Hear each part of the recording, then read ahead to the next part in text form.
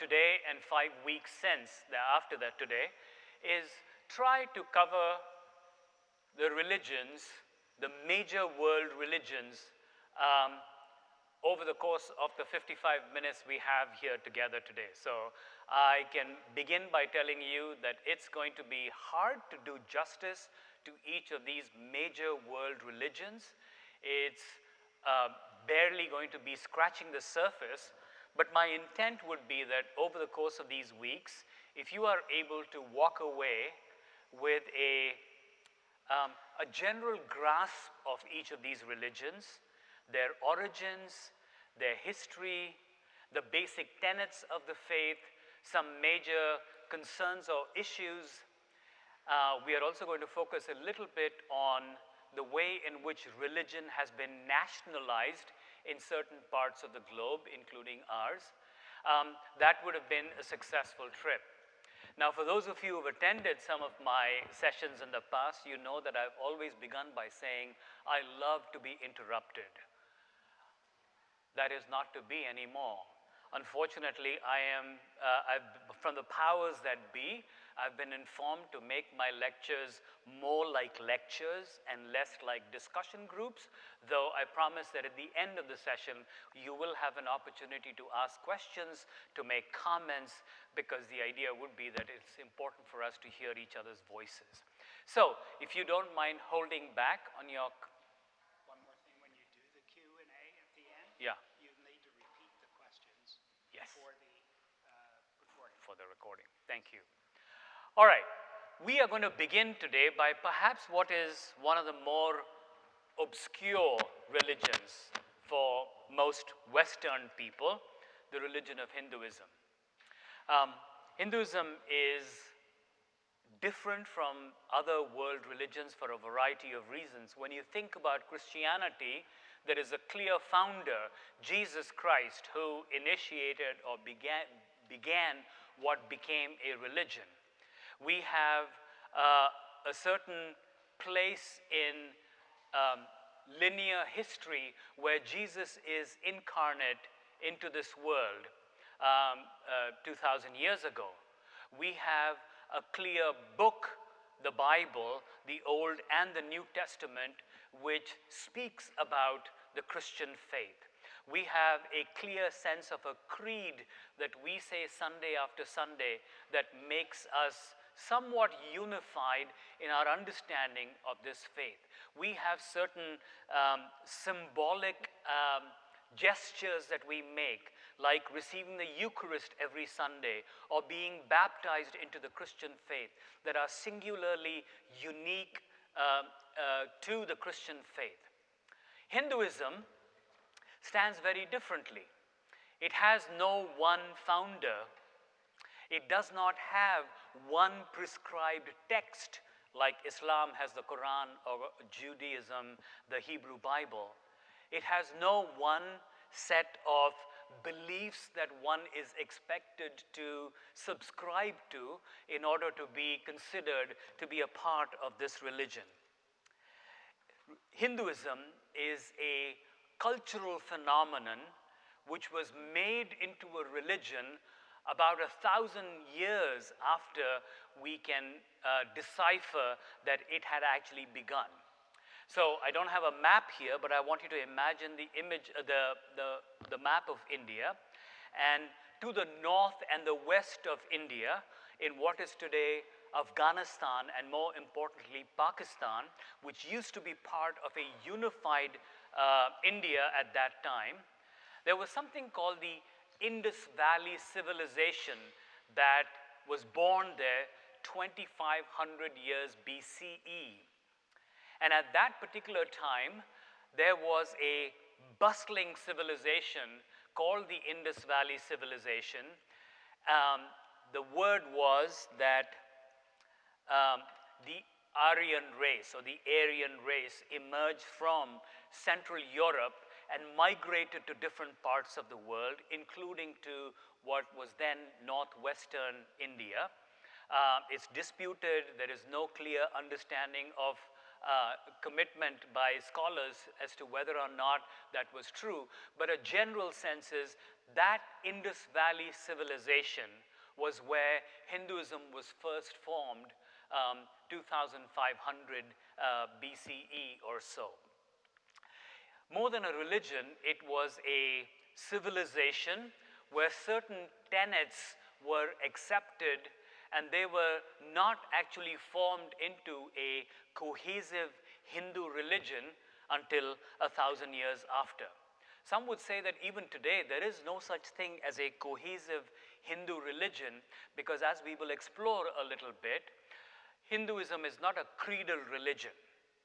In Islam, for instance, when you consider how does one become a Muslim, there's a clear sense.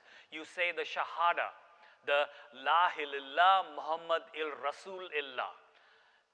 God is one and Muhammad is his prophet. If you utter that with belief, you are a Muslim. For Christians, you go into the water. Either you are sprinkled as a baby with water of baptism, or you actually get dunked if you're a Baptist in a river or a lake or a swimming pool, you become a Christian. Hinduism has had no such sense because the understanding was if you grew up in a certain culture, you became a Hindu. Hinduism has been sort of defined more importantly by certain concepts that are pretty singular to it. Sanatana Dharma, which literally means the eternal way, is what has been classified as one of the 10 principles of Hinduism.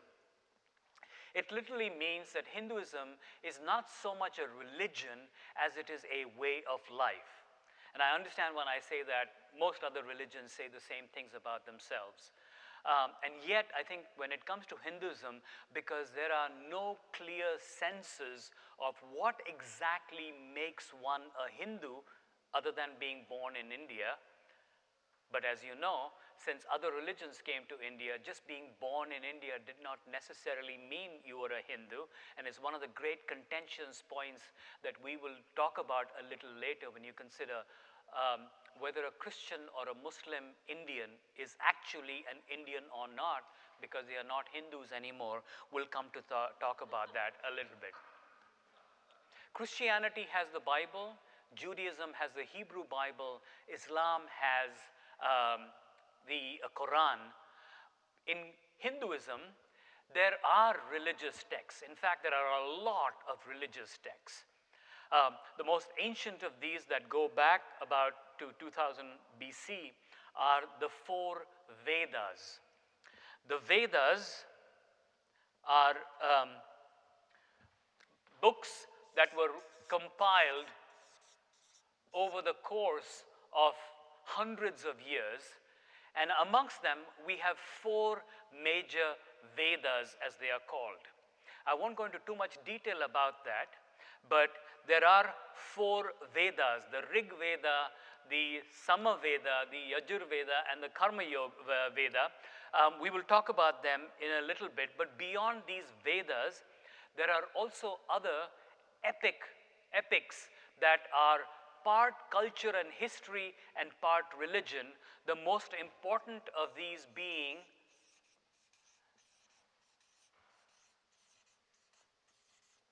the Mahabharata, which means the Great Bharat, or Bharat is one of the other names for India, meaning the Great India, and the other, another epic poem as well as a religious text called the Ramayana or the Ramayana.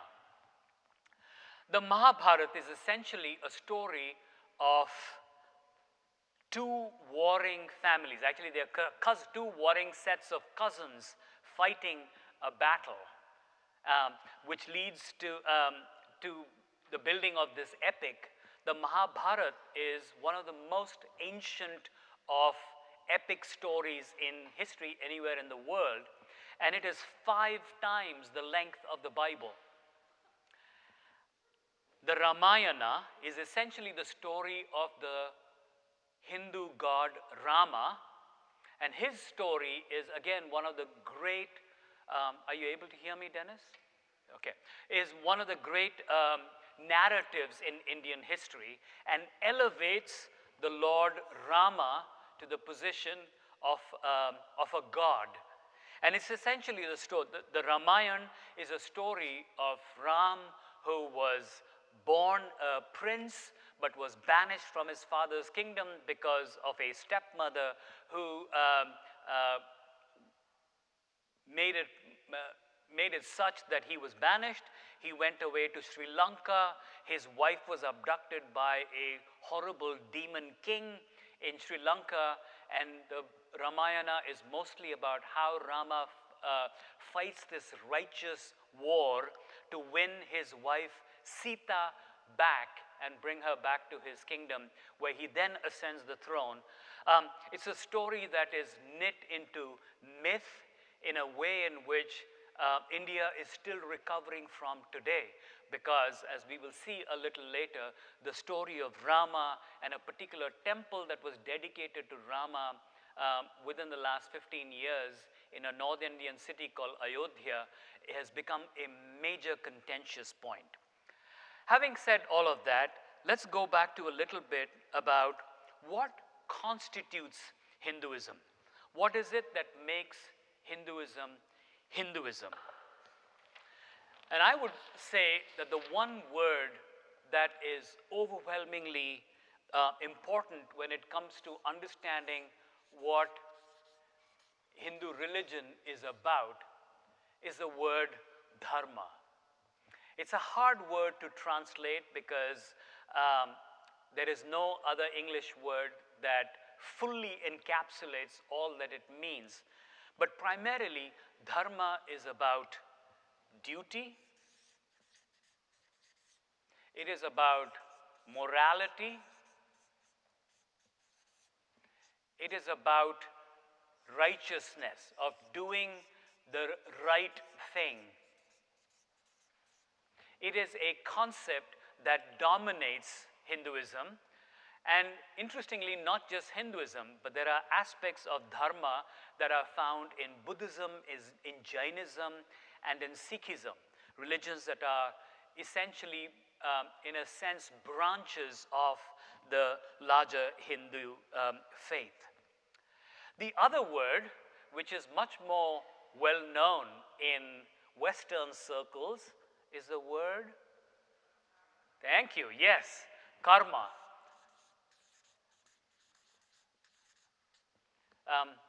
We all know what karma means. Basically, it means actions that you engage in that determine what your status will be. In a very simplistic form, if I were to say that karma would be that if you do not do your dharma, if you do not do your duty, live a morally upstanding life, if you're not righteous enough, you could have what is called in Western circles as bad karma, right? There could be repercussions for your actions because you did not obey the tenets of your dharma. But karma has a larger sense than that. Karma is also interwoven into another Hindu concept. I know I'm throwing a lot at you here. But these four things are really important, and I'll go back over them. But it is called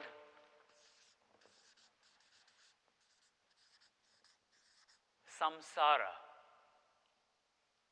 The English way of saying this, which is much more familiar to you, is reincarnation. The basic concept in Hinduism is that each one is a divine soul. We are all divine.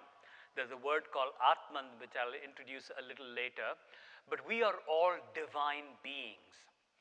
And again, in simplistic ways, because we are divine beings in human form, our life's trajectory is all about seeking the fourth concept for you, and then there'll be enough concepts for a little while, I promise. And I'll go back over these so that we can understand that, is moksha or salvation. And I will try to explain how these four concepts are interconnected: dharma, karma, samsara, and moksha. Moksha is salvation. I can explain that from the perspective of understanding a fifth concept, which is called Maya. Maya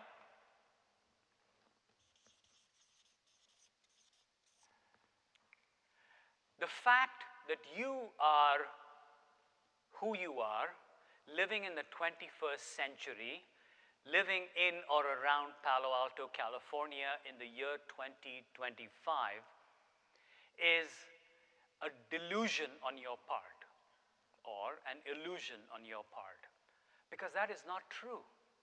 You are an infinite, ultimate, part of an ultimate being, but because you are in human form, you are under the illusion or Maya that you are here. And your life's purpose is to find salvation, which means to escape the cycle of reincarnation.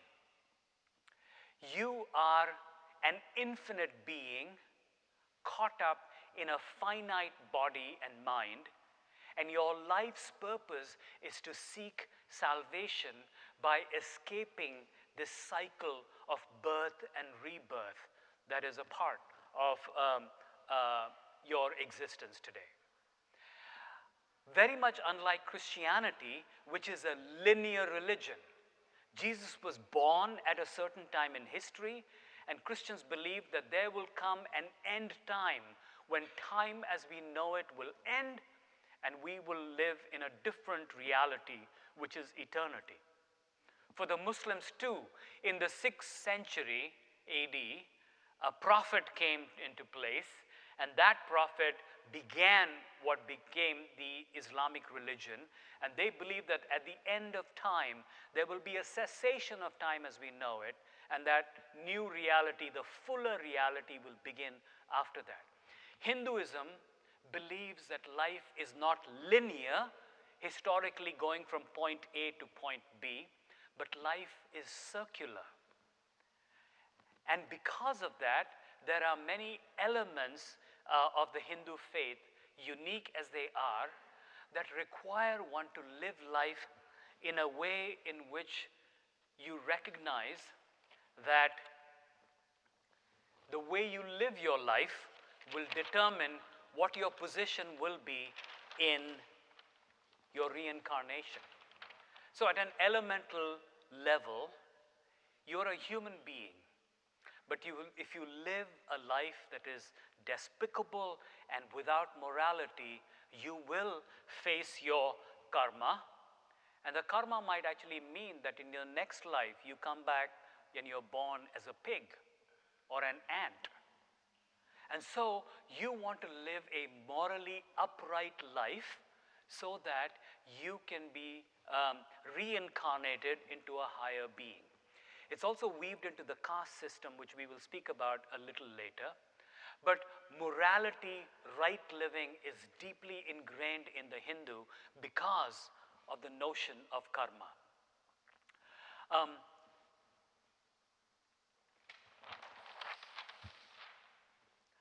Maya prevents you from recognizing that you are part of the ultimate divine being. I will not introduce a bunch more concepts here, but essentially the Hindu mindset of philosophy is this. There is one ultimate being. His name is Brahman, but we will leave that aside for now. There is one ultimate being that we are all divine parts of. And our life's journey is to live in such a way that we can attain moksha, salvation, by escaping the cycle of birth and rebirth.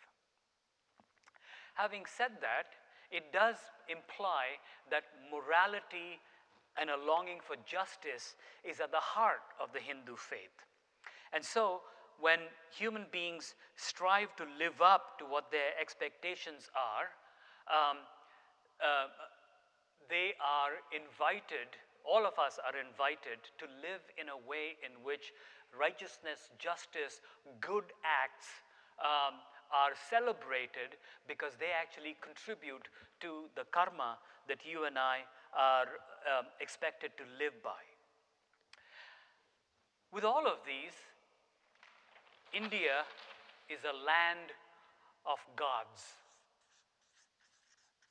and goddesses.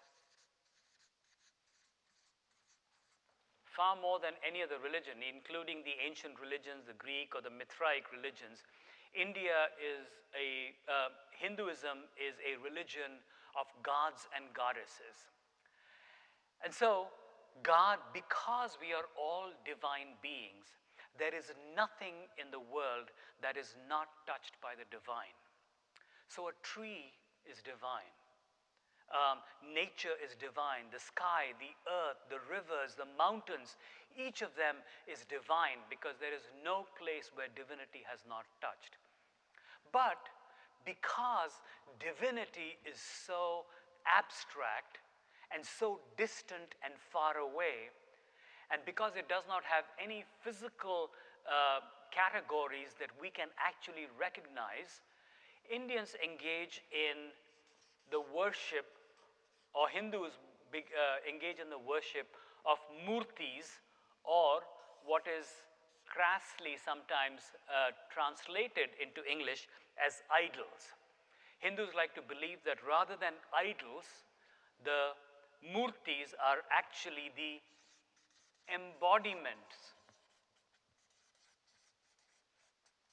of God. So, when you are driving around in India, there are sometimes trees shaped in odd ways that are painted orange or yellow, and they become a place of worship. You don't have to go to a temple to worship, because worship can happen anywhere. God lives everywhere. But because we are finite human beings in our human form, and we long to worship in a way in which, long to worship something that is tangible, the idols become a divine expression of the inexpressible. And so, worshiping God in idols is a characteristic part of the Hindu faith. Because in the embodiment that happens in idols, God, who is infinite and abstract, becomes tactile and physical, and therefore allows us to worship him in a manner that is satisfying to us, because we cannot worship an abstraction. So the classic Hindu will say, what kind of a God do these Muslims and Christians worship? This God has no face, he doesn't have hands or legs. We believe in a God who needs to be anthropomorphized or made into a human form in one way or the other, so that we can worship him or her or it. Having said that, God also takes the shape of animals.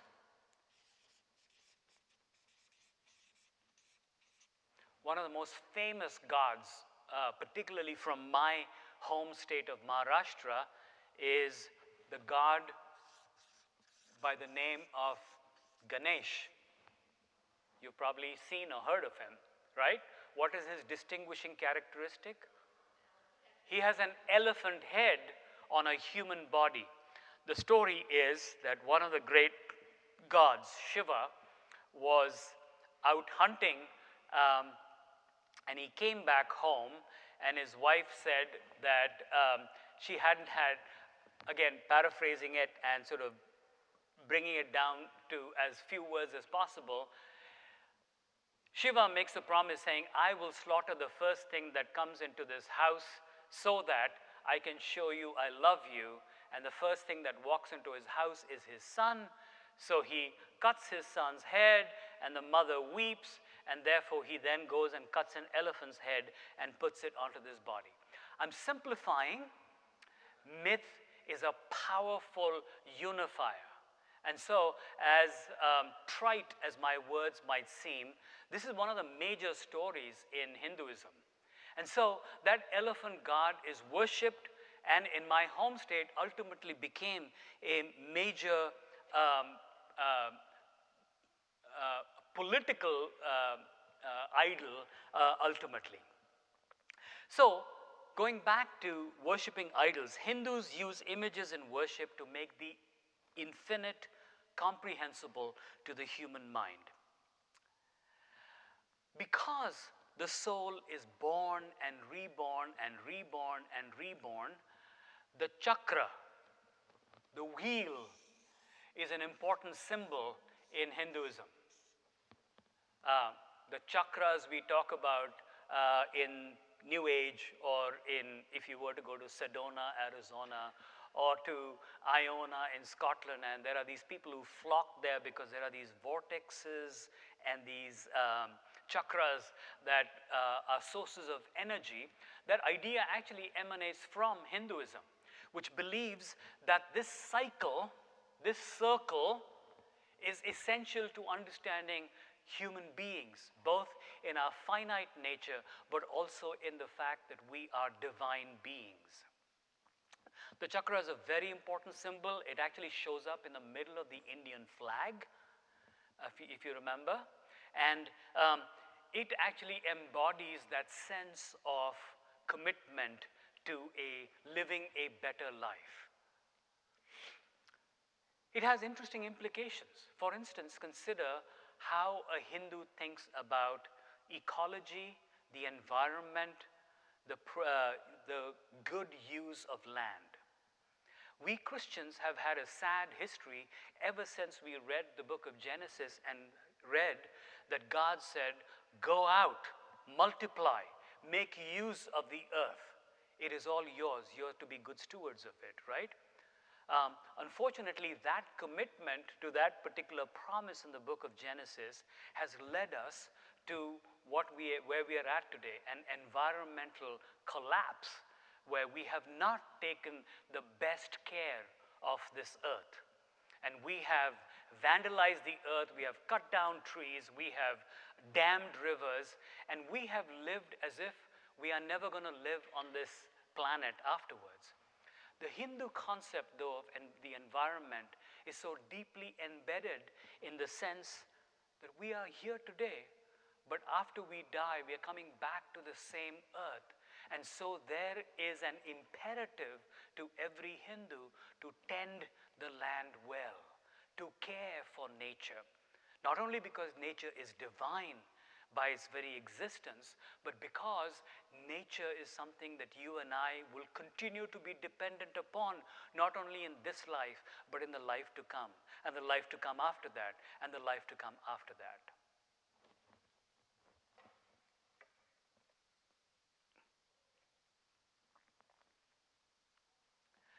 One of the big concepts of Hinduism that has made its way into the West is, of course, yoga, right? Yoga is an ancient Indian practice. It's an ancient Hindu practice. And in essence, it is a group of physical, mental, and spiritual practices that originate in India, and they are aimed at controlling the body and the mind to achieve certain goals. The word yoga literally means union. Yoga is an attempt again for us to connect with the divine that we are already a part of, but because we are caught up in the cycle of Maya, of illusion, we are unable to connect with that sense of our divine being. And so yoga is an attempt to integrate us mentally, physically, and spiritually into the divine being. It also has to do with self-actualization. It has to do with liberation Ultimately, moksha or salvation is that idea of escaping this cycle of birth and rebirth, this incessant, unending cycle of birth and rebirth to become who we really are supposed to be. Hinduism, or let me rephrase that, there is no religion on earth which is more accepting, more universal, more respectful of other faiths, and a greater celebrant of plurality than Hinduism. Hindus look at Christians and say, you are so black and white in your faith. Jesus says, I am the way, I am the truth, I am the life. No one can come to the Father except through me. Hinduism has no such claim of uniqueness. Hinduism believes essentially that we're all climbing the same mountain. You are taking this path while others are taking other paths. Classic Hinduism believes that every religion, every religious person is attempting the same thing that they are. And so there is an inherent deep respect for the Muslim, for the Christian, for the Jain, for the Buddhist, because they believe at essence all people are seeking after the same God, but the paths are different.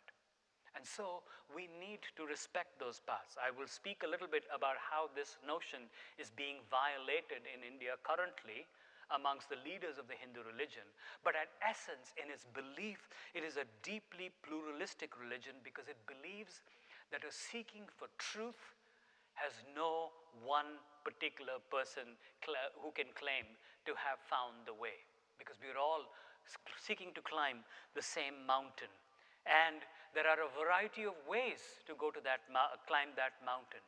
And so every human being who is seeking to draw closer to God is ultimately to be respected because God allows for different paths to be taken. That brings us to something again that the West is deeply aware of and becoming more and more aware of, that is part of the tenets of the Hindu faith. And that is, of course, the caste system, something that is integrally bound to Hinduism. In essence, in the Indus Valley civilization of 2500 BCE that I mentioned, there was a way in which a large group of a fairly heterogeneous group of people needed to be organized into a society so that people could fulfill their particular function in society for a harmonious way for that group of people to live. They came up with a system that would allow for people to understand their duty and their place in society. Caste is actually a Portuguese word given to us way down in the 15th century when the Portuguese first arrived in India. And it was a fairly loose classification for thousands of years. Essentially, there are 4 castes. I will not trouble you with each of these. Well, maybe I have to. So, the top caste is the Brahmins. These are the religious leaders in a community. Because religion was so integral to organizing society, Brahmins were the learned class. These were the men, and they were mostly men who were in positions of religious authority and leadership, who governed because they were the ones who were allowed to make sacrifices on behalf of people. These Brahmins were the dominant group of people. It's one of the reasons why we would call the Kennedys the Brahmins of Massachusetts or whatever. But they were the upper caste, and their role was to play the duty of the priest because religion was so important. The second, a word that most Americans find hard to pronounce, is the Kshatriyas, the K and the S. There's no silent K or S. It's the Kshatriyas, who were the warrior class. These were the kings and the generals and the ordinary soldiers in the army, because it was important to defend yourself. The third category is the Shudras.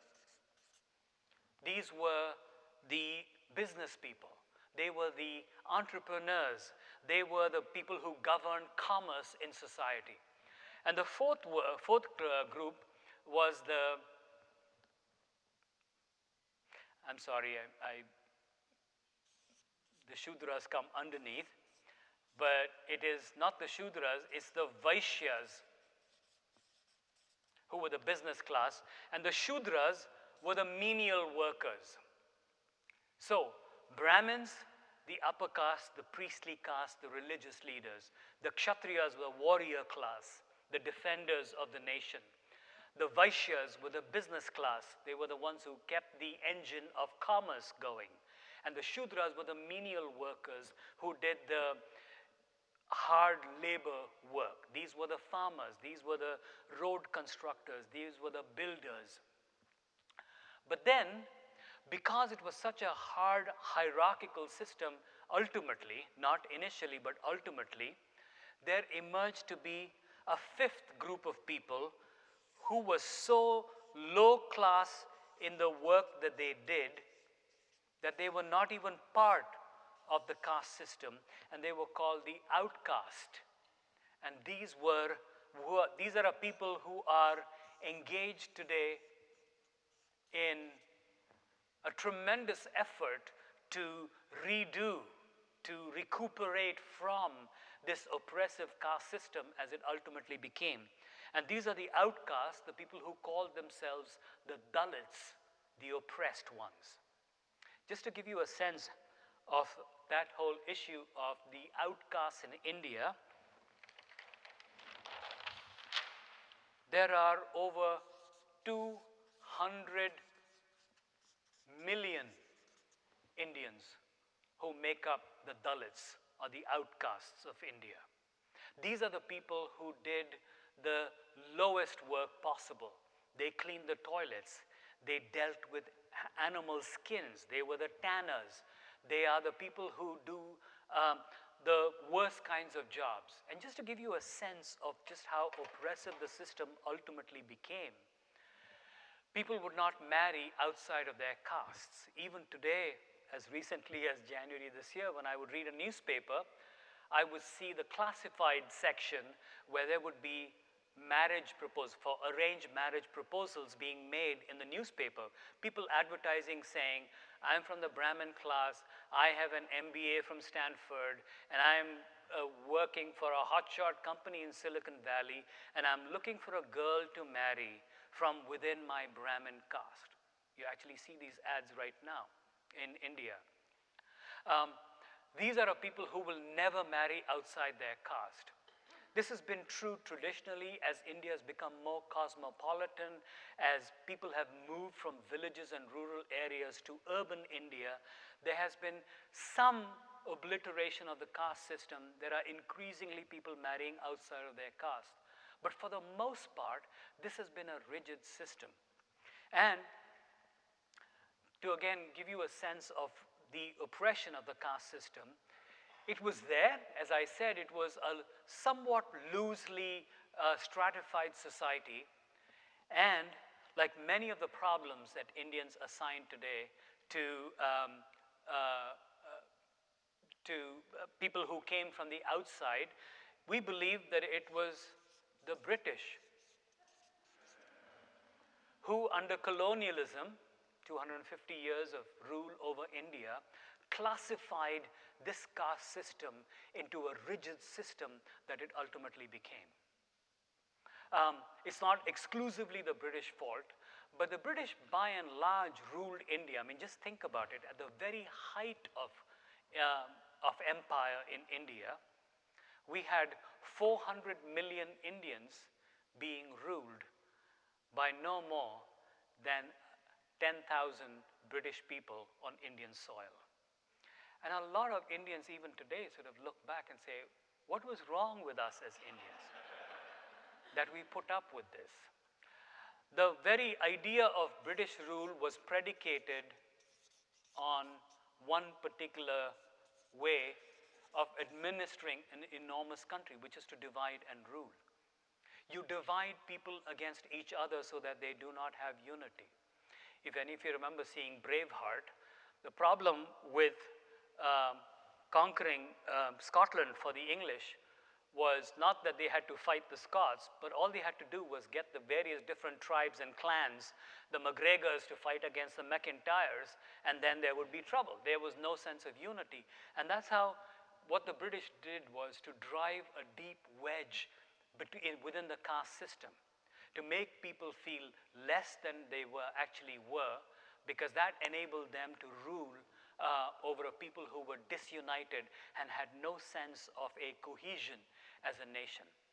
Also going back to the fact that India has been a Hindu majority country ruled by a Muslim minority since the 1100s.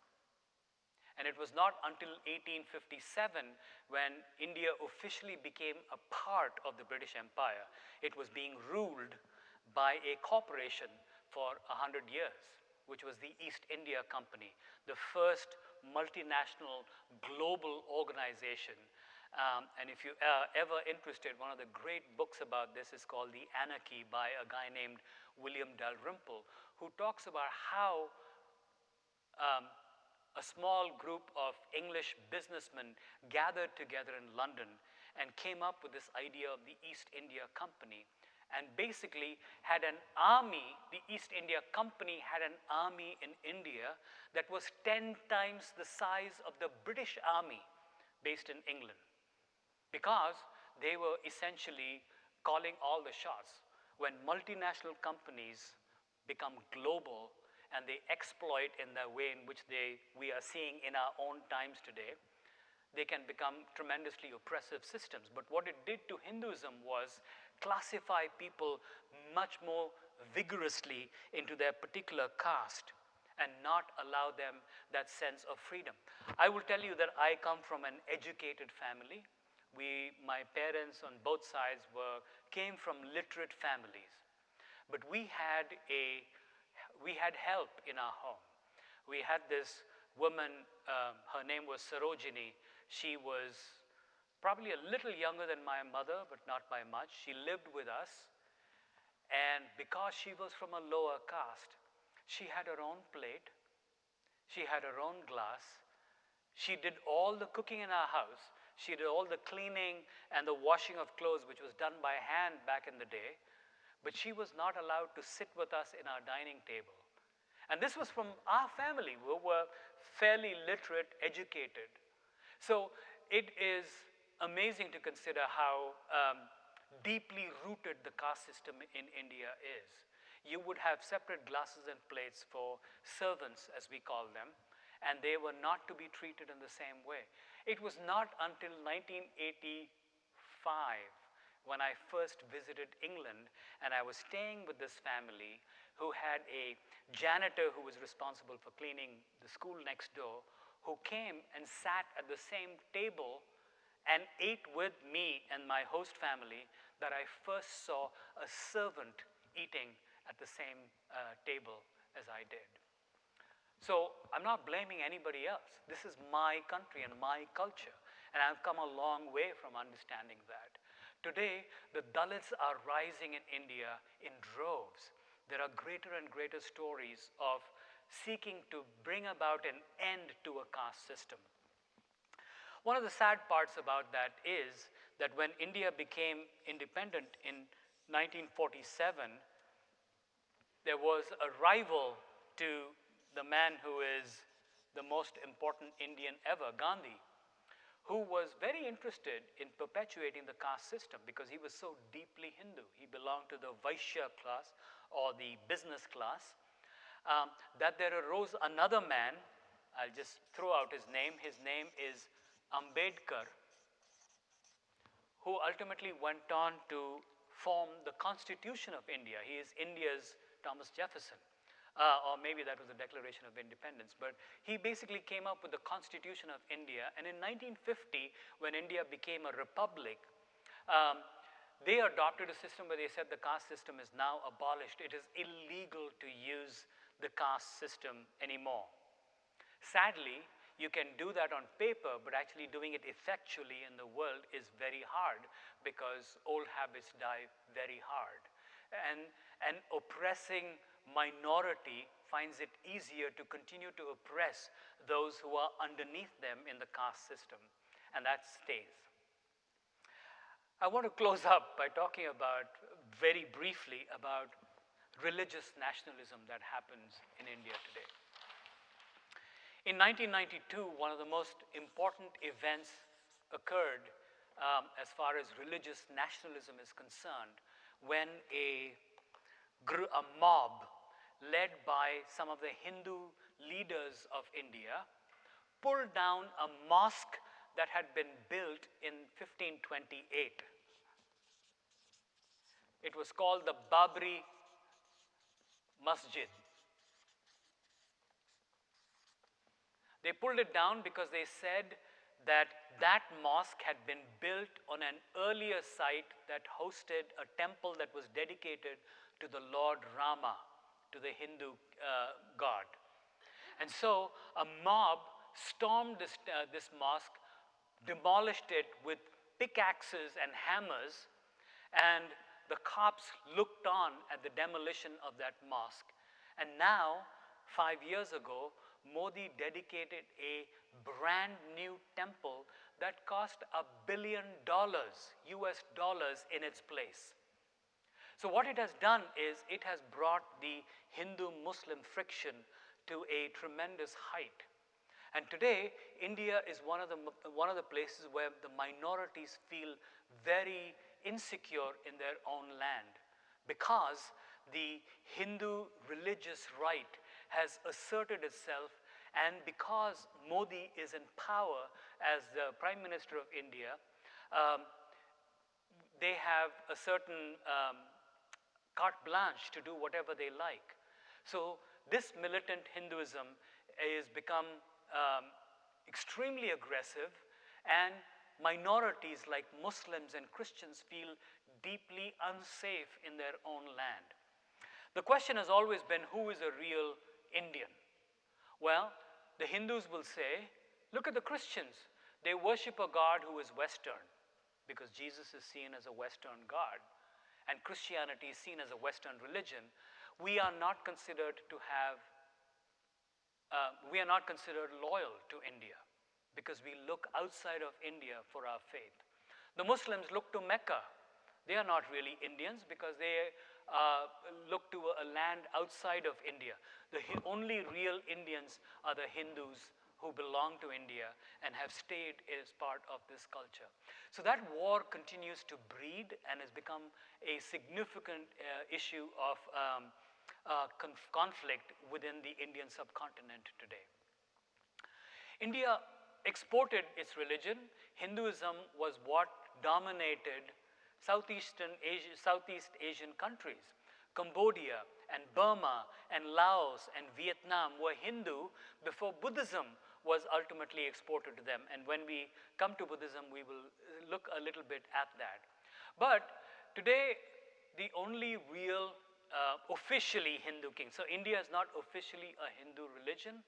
Our constitution is deeply secular, which means not that it does not believe in acceptance of any God, but it recognizes the right for every Indian, regardless of their faith, to be full citizens of the country, but it still continues to struggle with that. Questions, comments, thoughts? Yes, Bill.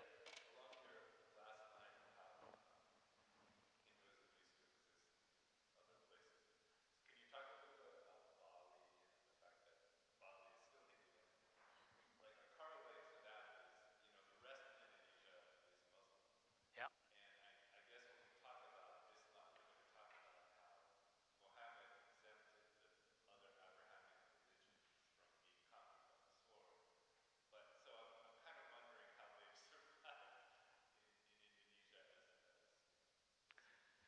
Yeah, so I think when religious proselytization has happened in the past, there's always been wisdom that is exercised along with the tip of the sword.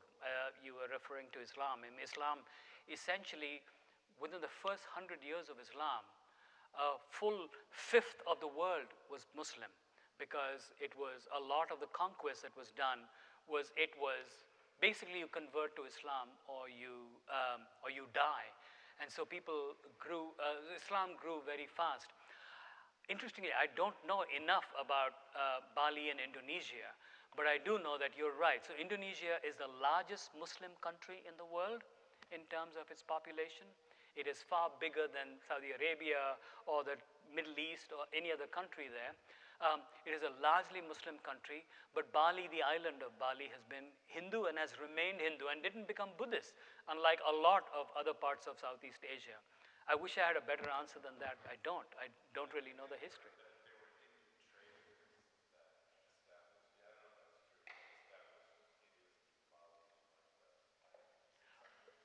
Religion has always been has spread because of commercial business routes. Like Islam came to India because people came to trade with us and to do business, and then ultimately set up empire there. It was the way Christianity grew, basically following trade routes. The Romans had very good road connections to different parts of the world, and those are the roads on which Christianity grew as well. Yeah, Dennis. Talk a bit about the intersection or interplay of British class system as displayed by Downton Abbey, and where how this help doesn't meet with higher class, and how that relates to both Hinduism, caste system, as well as the fact that the British was controlling it. You raise a very important point. I think there are certain marriages made in heaven. And I think Britain and India connected so deeply because that oppressive aristocratic system of Britain was exactly a reflection, maybe not as oppressive, but a very clear reflection of the way in which Indian society was stratified too. There's a deep connection. The British, more than anybody else, understood stratifying people. Like, does a marquess come above a duke or below an earl? I mean, that's what British aristocracy was deeply seeped in, right? Your rank in society meant everything. So the British had their own caste system parallel to the Indian caste system. So when the British came and they began this whole process of dividing and ruling, they were able to hone in. These Indians are already differentiated between Christians and Muslims and Hindus and Jains and Buddhists and Sikhs. Why don't we also try to disrupt the largest group of people, which is the Hindus? And so they divided the caste system in a much further rigid way, because they understood how exactly you divide a society. I just finished watching The Tudors again. It's on Netflix, I think, now, or on Prime. And that whole business about making somebody a duke or an earl or a marquess or whatever is so well understood by Indians, that upstairs, downstairs culture. I mean, quite honestly, I can poo-poo and trash the Downton Abbey system, but that's the system I grew up in. We didn't have multiple servants in our house, but we did have one. And she clearly had a very different place in society than we had. And I think that was like I said, it was a marriage made in heaven. Stratifying people and pitting people one against the other is a great way to keep them, keep a simmering crowd down. Yeah. Yeah. Joanne and then Susan.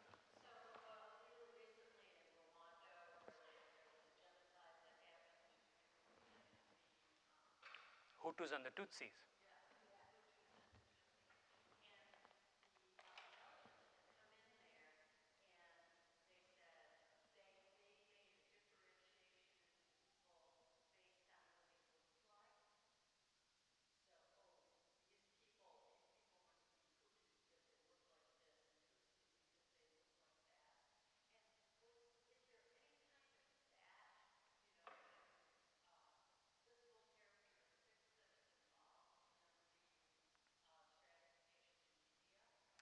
Yeah, so the question, yeah, so the question, I think what Joanne was asking is about how Hutus and Tutsis were able to distinguish one group from the other based on their physical features. And so the question was, is there any such thing as that? I can tell you that the major issue for Indians is in very important Hindu concept called varna, which literally means color. I talked about the Indus Valley civilization in northwestern India, which is considered to be a traditionally Dravidian culture, a people who now inhabit most of South India.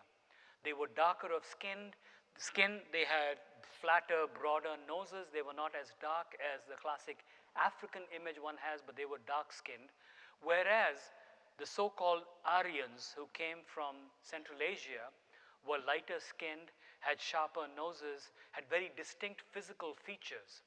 And when the Indian caste system was ultimately established, instituted over hundreds of years, you have to guess very far to know that the upper caste, the Brahmins, were traditionally the fairest people. And so color of skin is a huge issue in India because a vast number of the outcasts of the Shudra people tend to be darker skinned. And so, yeah, there is a physical differentiation that still happens. But because India has been in a place where we've been invaded by the Persians, by the Uzbekis, by the Turks, by the Afghans, by the Mongols, we are not a pure people anymore. We are all messed up. For anybody to claim that we are a pure Aryan or whatever is a nonsenser. So there are Brahmins today who are dark-skinned, and there are Dalits today who are lighter-skinned.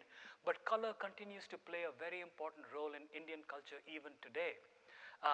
There's a lot of noise that's been made on social media by a company called Fair and Lovely that makes a certain kind of cream that is supposed to whiten the face of women. If you look at the matrimonials column in newspapers in India even today, they will say very specifically that our daughter is accomplished, she is 24 years old, she has a medical degree, she's practicing in so-and-so place, and she has a wheatish complexion. It actually communicates. Or they will say fair-skinned, right, Joy? You'll see fair-skinned daughter that they would like to marry off. So color continues to play a dominant role in the differentiation of people in society. Susan.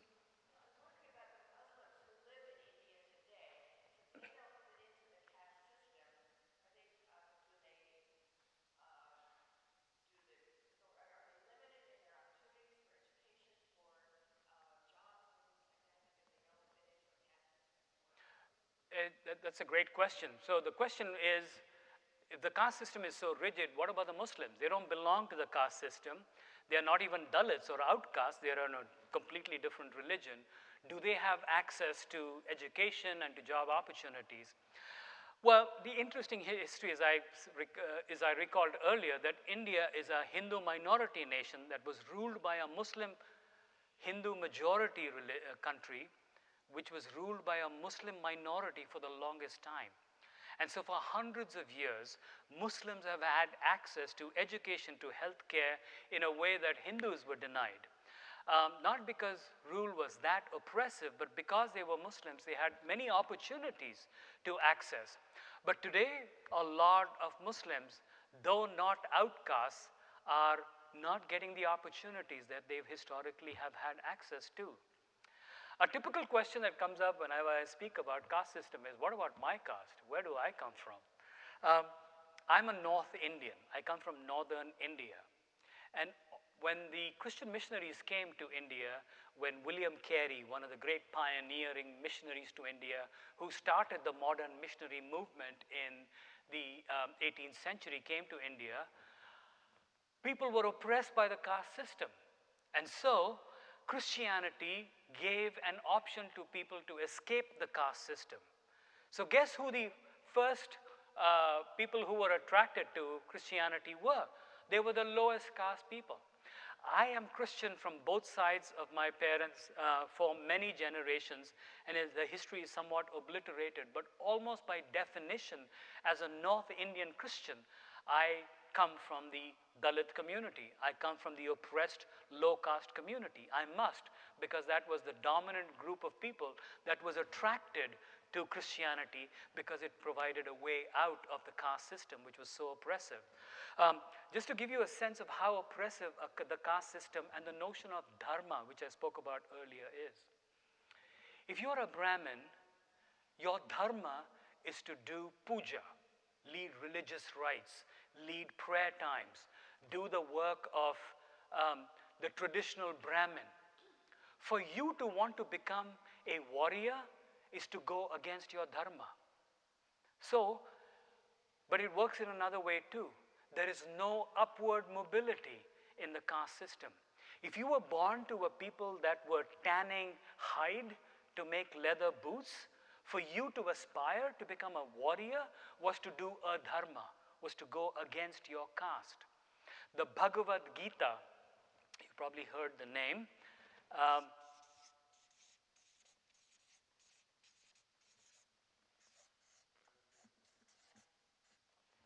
Bhagavad Gita is essentially a part of the Mahabharata, the longest epic poem in human history, is a conversation between the Lord Krishna and Arjuna. Arjuna is one of the princes who has been tasked with the job to go out and do battle against his own cousins. And he has this moral dilemma: how can I go and kill my own cousins? They are my family, they are my blood. And the Lord Krishna is telling Arjuna, you are a Kshatriya. Your dharma is to do what your religion dictates, which is to kill people. You are a warrior. You should not kill, because for a Kshatriya to not kill is to do a dharma, is to go against his dharma, is to sin by not doing his dharma. So when a weaver of baskets aspires to become a writer, he is told, you're not allowed to do that. This is how a system suppresses people, right? Because cobblers are told, people who work with shoes, men's shoes, are told, you cannot aspire to become a restaurateur because your caste determines your place in society. And so upward mobility is stymied. And that is why the outcasts, the Dalits, have been suppressed for so long that India has its own version of an affirmative action that gives them greater access to admission to medical schools or to engineering colleges so that they might have opportunities to grow. Sandy.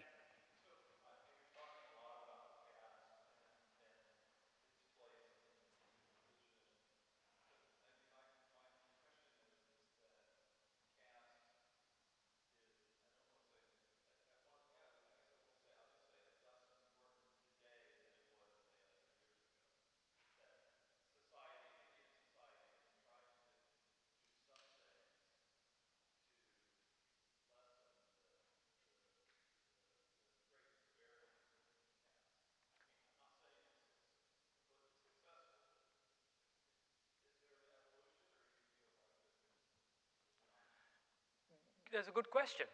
It's clear that with what's happening, India has one of the greatest human migrations from the rural countryside to urban India.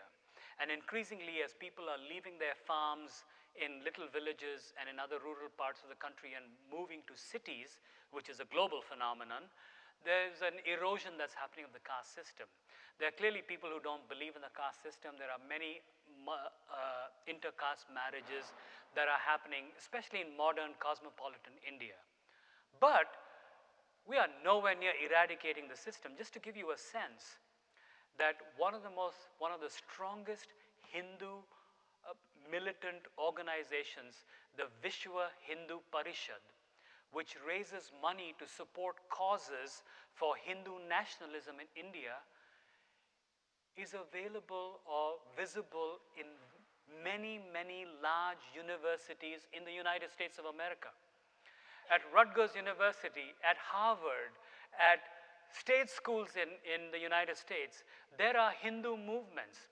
And a lot of these movements are raising money to feed Hindu fundamentalism in India.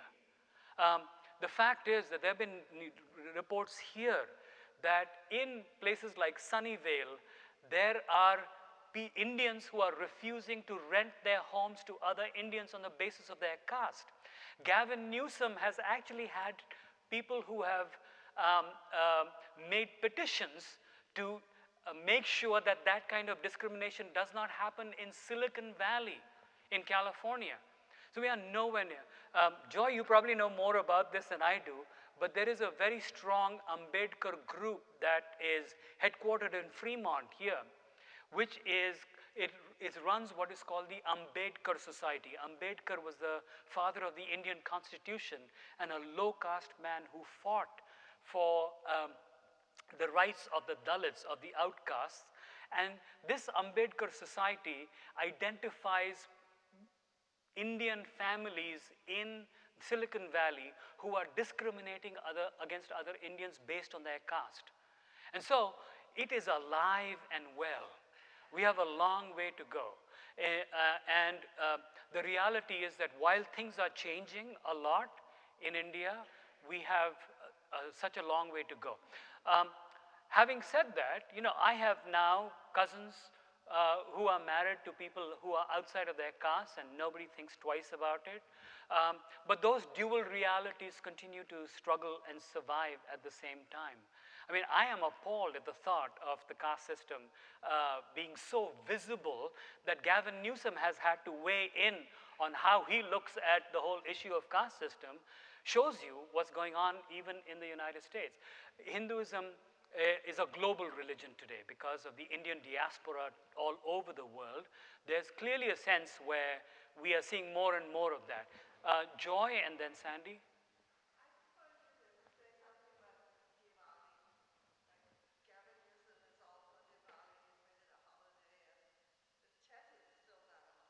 Sorry? You know, the Vietnamese Tet is still not a holiday. Yeah. But they made Diwali, and people are always asking us about Diwali. We don't practice Diwali. Yeah. So I just wanted to say something about it. Yeah, so Diwali is an official holiday in California. Gavin Newsom has led sort of movements to celebrate this great festival.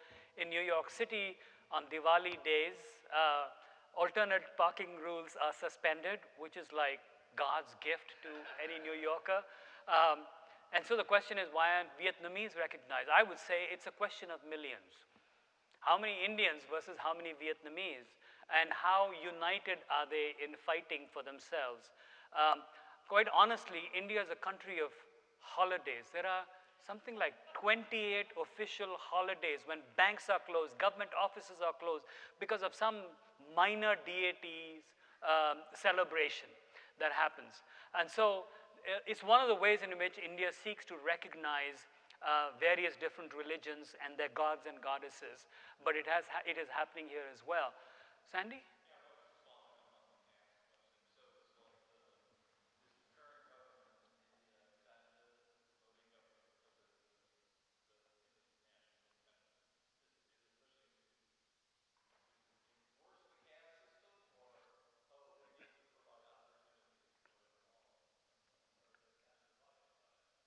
Yeah. So the question is the caste system in India something that's supported by the Modi government, or is it something that's officially being fought against? The reality is that I know, from what little I know of India today, remember I left India in 1994, so when I go now I'm like a tourist, but from what I know, the caste system has been increasingly recognized as a tremendous divider of the country. We have had a prime minister of India who was from the outcast, from the Dalit caste. There are quotas within the parliament. There are members of parliament can run for particular seats that are reserved for people who belong to the Dalit community. So there are ways in which that is officially being tried to be worked against. The Hindu movement, the Hindu nationalistic movement is more focused on trying to promote Hindu interests rather than the caste division systems. And so it behooves Modi to support people of all castes, because as long as you're in the caste system, you are Hindus.